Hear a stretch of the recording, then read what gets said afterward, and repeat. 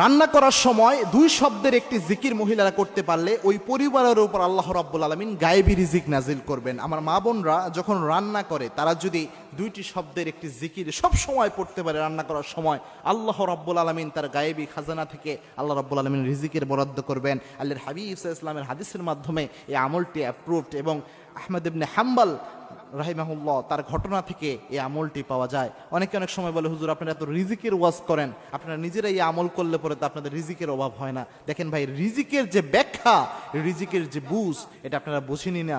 রিজিকের সর্বনিম্ন স্তরকে বলা হয় টাকা পয়সাকে রিজিকের সর্বনিম্ন স্তর বলা হয়। রিজিকের সর্বোচ্চ স্তর হচ্ছে আপনার সুস্বাস্থ্য, আপনার যে সুসন্তান, নেককার স্ত্রী, এই সবই রিজিকের অন্তর্ভুক্ত।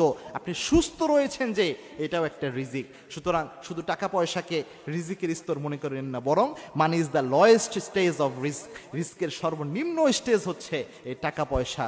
সুতরাং রিজিক যদি বৃদ্ধি করতে চান, মা বোনরা এই কাজটা করতে পারেন। সেটা হচ্ছে যখনই আপনি রান্না করছেন তখন ইস্তেগফারের আমল করবেন। ইস্তেগফারের আমল কত গুরুত্বপূর্ণ আল্লাহর হাবিব সাল্লাল্লাহু আলাইহি ওয়াসাল্লাম জানিয়েছেন, মাল্লাজিমাল ইস্তেগফার, ইস্তেগফারের সাথে যে ব্যক্তি লেগে থাকে, তিনটা পুরস্কার আল্লাহ রাব্বুল আলামিন তাকে দান করেন।